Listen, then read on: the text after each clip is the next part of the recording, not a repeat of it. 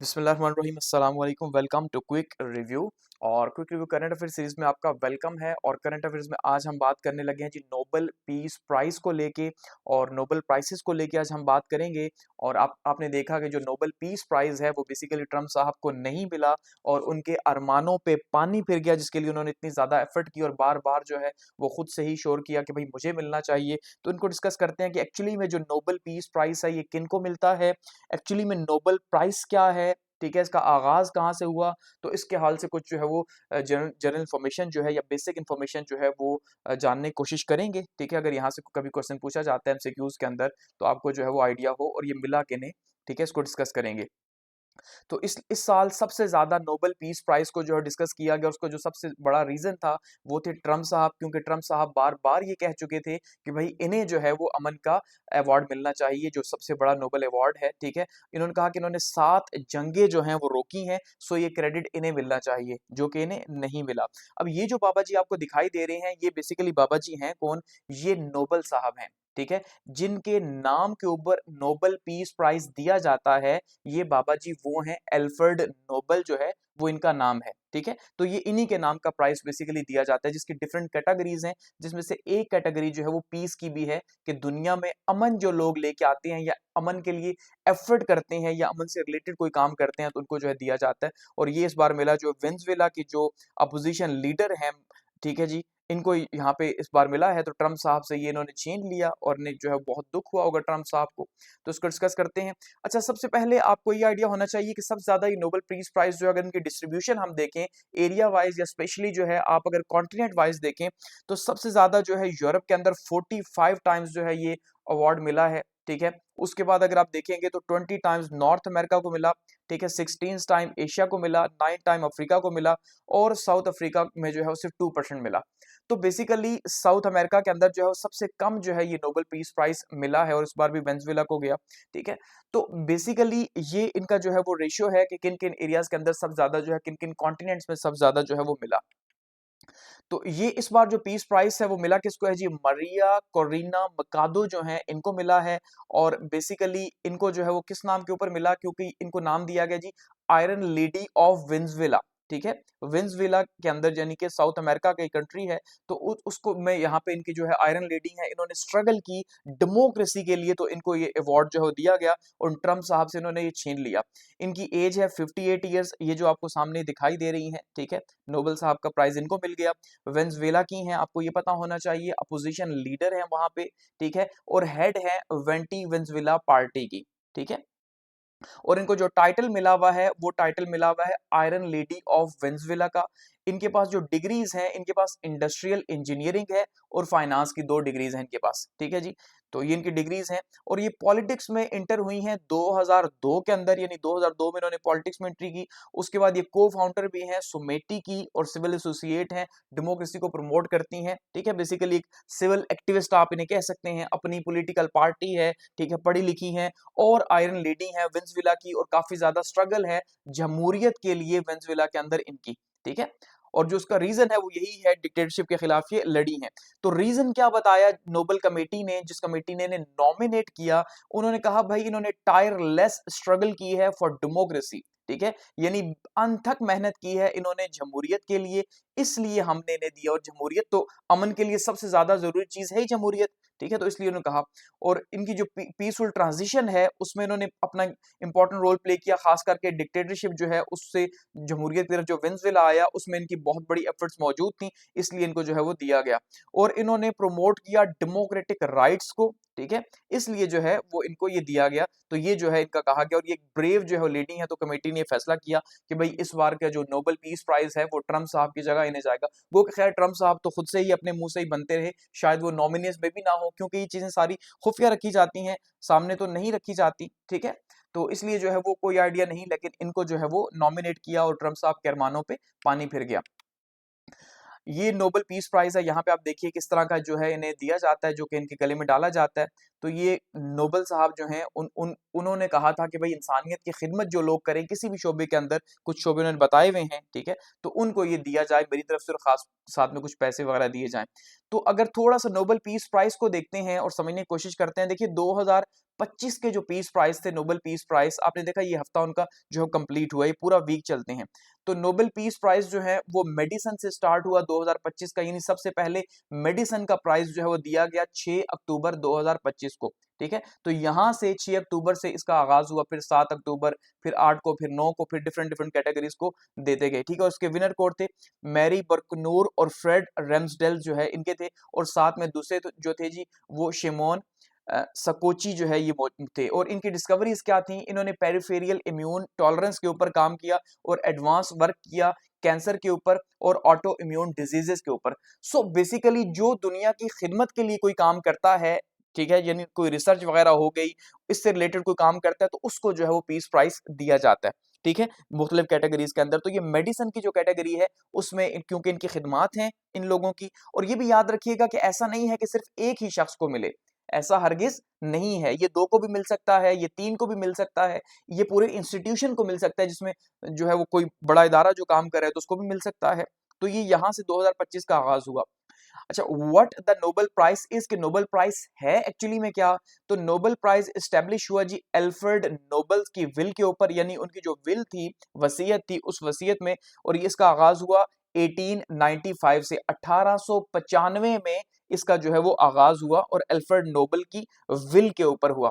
और वो कौन थे? वो एक स्वीडिश केमिस्ट थे। ठीक है, यानी स्वीडन के रहने वाले एक केमिस्ट थे और इन्वेंटर थे जिन्होंने डायनामाइट जो है इन्वेंट की। तो आपको पता होना चाहिए कि एल्फ्रेड नोबेल साहब ने खुद क्या इन्वेंट किया जी? डायनामाइट जो है इन्वेंट की।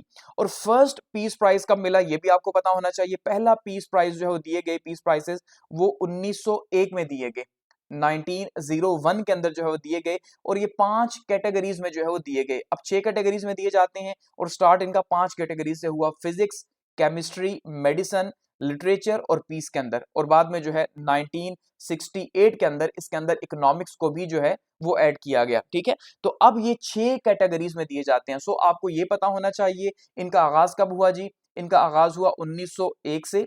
और कब, किसकी विल के ऊपर हुआ? अल्फ्रेड नोबेल की 1895 की विल के ऊपर हुआ। और ये 6 कैटेगरीज में जो है वो दिए जाते हैं बेसिकली। ठीक है, अच्छा, अब अगर इसमें देखते हैं जी हु अवार्ड्स द प्राइसेस, की कौन देता है? बेसिकली ये मुख्तलिफ जो है वो इदारे दे रहे हैं, सिर्फ कोई एक इदारा नहीं दे रहा। सबसे पहले royal Swedish academy of science जो है वो देती है, जो साइंस से रिलेटेड है।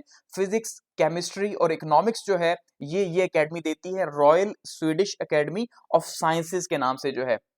उसके बाद अगर हम मेडिसिन देखें तो कैरोलिश्का इंस्टीट्यूट जो है ये मेडिसिन के ऊपर देता है। उसके बाद अगर हम देखें तो स्वीडिश एकेडमी जो है ये लिटरेचर के ऊपर देती है।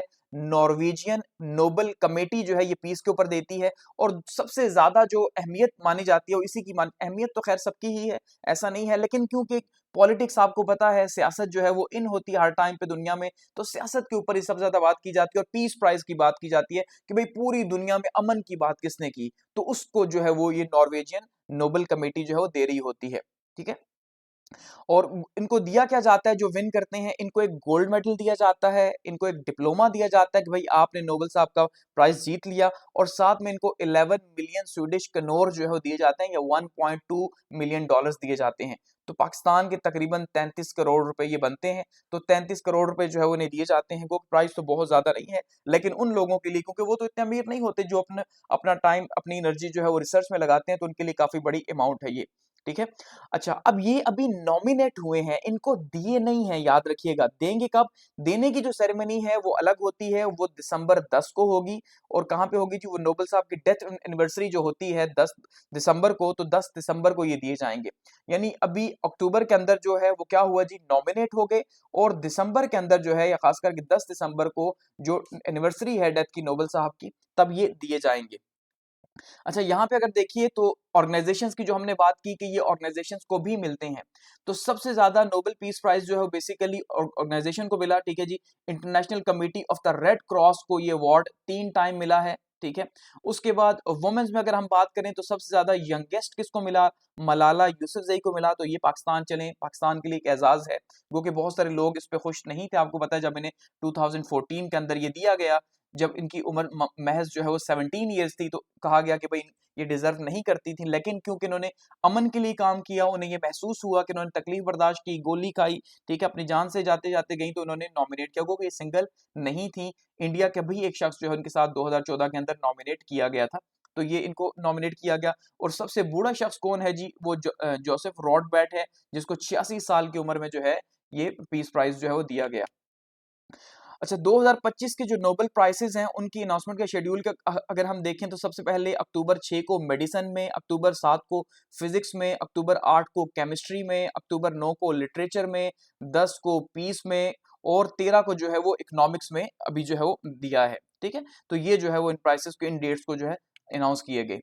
तो जैसे मैंने कहा कि ट्रम्प साहब जो है वो उनकी वजह से ही काफी ज्यादा इस बार फेमस हुआ, और बार बार वो कहते रहे कि भाई मैंने जंगें रुकवाई हैं, अमन करवाया मैंने, तो इसलिए मुझे जो है मिलना चाहिए। तो अगर इन्हें मिलता तो हकीकत यही है कि सबसे पहला ड्रॉबैक ये होता कि इस टाइम पे मैं आपको ये बता रहा होता कि भाई नोबेल पीस प्राइजेस भी बिक चुके हैं।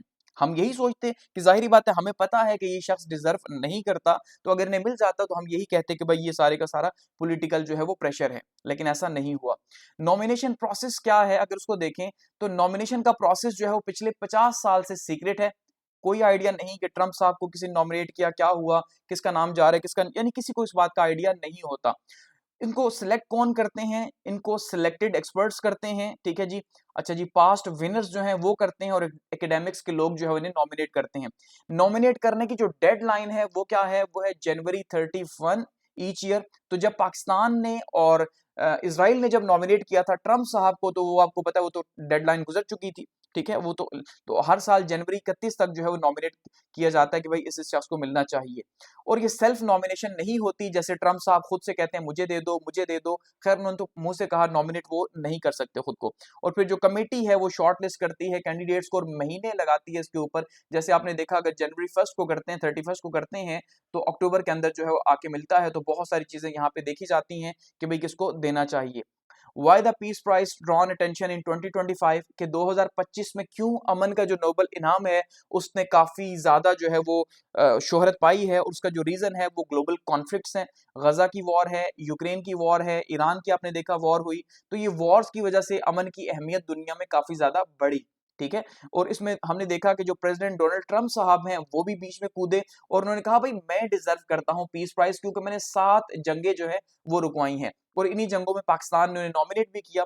तो ट्रम्प साहब को इजराइल के नेतन्याहू ने नॉमिनेट किया, और पाकिस्तान की गवर्नमेंट ने जो है वो इन्हें नॉमिनेट किया। गो क्यों ने किया, आफ्टर द डेडलाइन, जब डेडलाइन गुजर गई तो तब नॉमिनेट किया। लेकिन एक्सपर्ट्स का यही कहना था कि भाई जो ट्रम्प साहब है उनके चांसेस बहुत लो हैं, क्योंकि वो किसी और चीज को देख के जो है वो देते हैं। और दूसरा, ट्रम्प साहब ने कौन सी जंगें रुकवाई हैं, ठीक है, अपनी मफाद के लिए उन्होंने जो भी काम किया, अदरवाइज तबाही करके जब मकासद पूरे हुए तब ही उन्होंने जंगें जो हैं वो रुकवाई हैं। अच्छा, अब क्वेश्चन ये है कि क्या कभी ऐसा हुआ कि नोबेल प्राइज किसी ने लेने से इनकार कर दिया हो, यानी अमन का जो प्राइज है वो कभी किसी ने लेने से इनकार किया? तो जी हाँ, ये 2 लोग जो आपको दिखाई दे रहे हैं, ठीक है, इन्होंने जो है वो, इन्होंने सिर्फ एक ही बार ऐसा हुआ कि इन्होंने अमन का नोबेल नाम लेने से इनकार किया, जब से ये सेरेमनी स्टार्ट हुई है। ये हैं जी, यहाँ पे अगर आप देखेंगे तो ये बेसिकली हेनरी किसिंजर साहब हैं, जो कि आपने देखा कि लास्ट ईयर जिनकी डेथ हुई, और इनको जो है डिप्लोमेसी का बाप कहा जाता है। अमेरिका के डिप्लोमेट थे टॉप, जिन्होंने चाइना के साथ फर्स्ट टाइम जो है वो ताल्लुकात इस्तवार किए थे, और इनको ये क्रेडिट जाता है हेनरी किसिंजर साहब को कि इन्होंने वियतनाम वॉर जो है वो रुकवाई थी, ठीक है, जो कि तकरीबन 23 एक साल चली, तो उस वॉर को इन्होंने रुकवाया। और साथ में इनके जो दूसरे हैं वो हैं ली ड्यूक थो, जो हैं ये जो दूसरे खड़े हुए हैं यहाँ पे, तो इन दोनों को ही नॉमिनेट किया गया था नोबेल पीस प्राइज के लिए, लेकिन दोनों ने ही जो है वो इसको लेने से इनकार कर दिया, ठीक है। तो ये जो है इन्होंने इनकार किया, इसके अलावा आज तक कभी ऐसा नहीं हुआ कि नॉमिनेट किया गया और इनकार कर दिया गया हो। नंबर ऑफ प्राइसेस जो अभी तक दिए जा चुके हैं 1901 से लेके 2024 तक की लिस्ट है, तो उसमें अगर देखिए तो 115 जो है वो इस टाइम पे मेडिसिन के अंदर मिले हैं, 117 लिटरेचर के अंदर मिले हैं, 105 पीस के अंदर हैं, 56 इकोनॉमिक्स के अंदर हैं, 118 फिजिक्स के अंदर हैं, जिसमें आपको पता है पाकिस्तान के भी जो है वो साइंटिस्ट यहाँ पे जो है मौजूद हैं। इसके अलावा जो है वो 116 केमिस्ट्री में भी मिले हैं, ठीक है। तो डॉक्टर अब्दुल सलाम को यहाँ पे फिजिक्स के अंदर मिला हुआ है। अच्छा, द नोबेल सेरेमनी की अगर हम बात करें, तो जो सेरेमनी है, एनुअल सेरेमनी, ये स्टॉकहोम के अंदर होगी, ठीक है। ज्यादातर प्राइसेस यहाँ दिए जाते हैं, लेकिन जो पीस का प्राइज है वो ओस्लो के अंदर दिया जाता है, ठीक है, तो उसकी सेरेमनी ओस्लो में होगी। ठीक है। और इसके अंदर दुनिया का सबसे ज्यादा रॉयल लोग जो है, या दुनिया के सबसे पावरफुल लोग आप ये कह सकते हैं, वो इसमें शामिल होते हैं। रॉयल फैमिलीज शामिल होती हैं, डिप्लोमेट्स शामिल होते हैं, साइंटिस्ट शामिल होते हैं, और पास जो है जितने भी लोगों ने रिसीव किया हुआ होता है वो शामिल होते हैं इसके अंदर, ठीक है। तो इसमें फॉर्मल स्पीचेस होती हैं, मेडल प्रेजेंटेशन होती है, और साथ में जो है पूरे का पूरा उनका एक इंतजाम किया, वो पूरे शहर को जो है उन्होंने सजाया हुआ होता है, ठीक है। तो ये इस तरह से इनका सिलसिला है। अच्छा, ऐसा भी है कि कभी जो है वो हर साल, यानी आप ये ना समझिएगा कि भाई इनके नंबर्स तो आगे पीछे हैं, किसी को 117 बार, किसी को 15 बार, किसी को 105 बार, आप ये कह सकते हैं कि भाई ये तो 1901 से 2025 तक जो है वो सारे के सारे होने चाहिए थे। तो ऐसा नहीं है। अगर किसी साल कमेटी ये देखती है कि भाई अमन के ऊपर कोई खातिर ख्वाह नाम नहीं मिल रहा, और जो नाम मिल रहे हैं उन्होंने कोई बहुत बड़ा काम नहीं किया हुआ, तो वो नॉमिनेट नहीं करती, ठीक है। तो ऐसा नहीं है कि हर एक को हर साल मिलता है, बल्कि जब कोई उसका कैंडिडेट होता है, एक्चुअली में हकदार होता है, तो तब भी मिलता है, अदरवाइज वो नहीं मिलता, ठीक है जी। तो ये हमारे पास जो है वो नोबेल पीस प्राइज को लेके हमारे पास इन्फॉर्मेशन थी, जो कि आपको पता होनी चाहिए, जो आपसे पूछी जा सकती है। Thanks for watching.